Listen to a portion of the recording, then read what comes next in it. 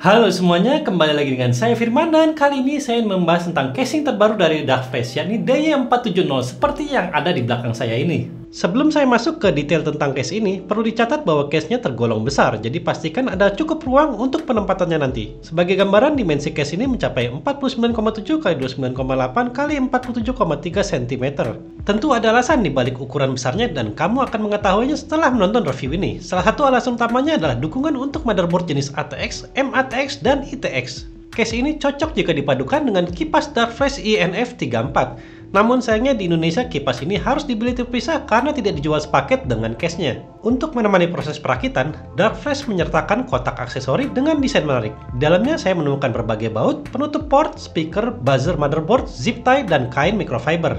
Sisi kiri, depan, dan sebagian atas case ini menggunakan material kaca sehingga kita bisa melihat semua komponen dalam case dengan jelas. Sayangkan kalau sudah investasi di komponen ber-RGB tetapi tidak bisa menikmatinya. Case ini juga dilengkapi dengan banyak lubang ventilasi untuk menjaga sirkulasi udara agar komponen komputer tidak kepanasan. Ventilasinya bervariasi, ada yang berbentuk bulatan-bulatan kecil dalam jumlah banyak dan ada juga yang berupa lubang besar memanjang. Tidak perlu khawatir soal debu karena bagian ventilasi tertentu sudah dilapisi dengan filter. Khusus filter di bagian bawah case bisa dilepas pasang dengan mudah untuk dibersihkan saat debu mulai menumpuk. Di sisi bawah samping case terdapat panel I/O yang lengkap dengan USB 3.2 Gen 2 Type-C, 2 USB 3.0 Type-A, audio jack, tombol reset, dan tombol power. Khusus tombol power ini akan menyala putih saat komputer sedang aktif. Sementara itu di bagian belakang case terdapat slot standar untuk memasang power supply, motherboard I/O, serta cover slot PCI. Membuka case ini sangat mudah karena panelnya sudah dilengkapi dengan thumb screw yang bisa diputar dengan jari tanpa alat tambahan. Menariknya, setiap thumb screw memiliki lapisan karet di dalamnya untuk meredam getaran. Begitu panel samping kiri terbuka, terlihat plat tambahan yang berfungsi untuk menyembunyikan kabel agar terlihat rapi. Di bagian tengah case ini terdapat kompartemen khusus untuk meletakkan power supply. Untuk meminimalisir getaran, setiap dudukan power supply dilengkapi dengan strip karet yang membantu meredamnya. Saat perakitan awal, plat penutup kabel perlu dilepas terlebih dulu. Kali ini diperlukan obeng karena baut yang digunakan adalah baut standar, bukan thumb screw. Begitu plat penutup ini terbuka, kita bisa melihat kompartemen hard disk, kabel-kabel untuk panel I/O, serta velcro yang terletak di bagian atas case untuk membantu manajemen kabel agar lebih rapi. Sekarang kita beralih ke sisi samping lainnya. Setiap panel kaca pada case ini dilapisi plastik pelindung dari pabrik untuk mencegah goresan selama pengiriman. Membuka plastik ini memberikan kepuasan tersendiri, mirip dengan momen membuka pelindung layar handphone untuk pertama kalinya. Untuk membuka panel kaca samping, cukup putar thumb screw seperti sebelumnya. Namun proses selanjutnya agak tricky karena panel ini memiliki pengait tambahan di bagian atas, membuatnya sedikit sulit untuk dilepas. Agar lebih aman, kamu bisa mendorong panel kaca ini dari belakang melalui sisi case yang sudah terbuka. Dengan ketebalan sekitar 4 mm, panel kaca ini cukup kokoh dan seharusnya tidak mudah pecah. Menariknya, di dalam case ini terdapat bracket GPU yang bisa disesuaikan posisinya. Sangat berguna jika kamu memiliki kartu grafis berukuran besar seperti yang biasa ditemukan pada seri kartu grafis high-end terbaru. Terakhir, panel bagian atas case juga dapat dilepas dengan mudah dan filternya terintegrasi langsung dengan panel ini untuk menjaganya agar debu tidak masuk. Setelah semua panel dibongkar, pemasangan berbagai komponen komputer pun bisa dilakukan dengan leluasa. Case ini mendukung hingga total 10 kipas 120 mm dengan konfigurasi 3 di samping, 3 di atas, 3 di bawah, dan 1 di belakang. Selain itu, case ini juga bisa dipasangkan dengan 2 radiator berukuran 360 mm. Nah, saatnya saya mulai merakit PC ke dalam case ini dimulai dari pemasangan power supply yang sangat mudah dilakukan.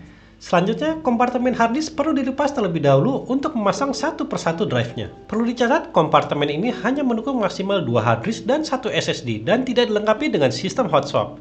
Ini mungkin agak merepotkan bagi kamu yang sering gonta-ganti hard disk atau SSD. Jika perlu melepas salah satu hard disk atau SSD, kemungkinan besar seluruh kompartemen hard disk perlu dibongkar agar akses menjadi lebih mudah.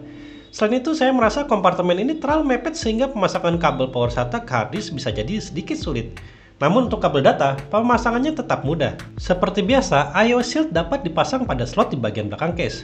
Setelah itu tinggal pasang motherboard sesuai dengan posisi lubang-lubang baut yang tersedia.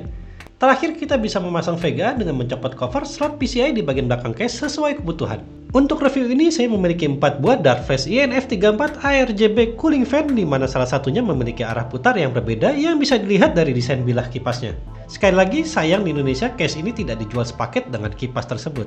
Menariknya, kipas ini dapat dengan mudah dikombinasikan dengan satu sama lain melalui mekanisme pengait.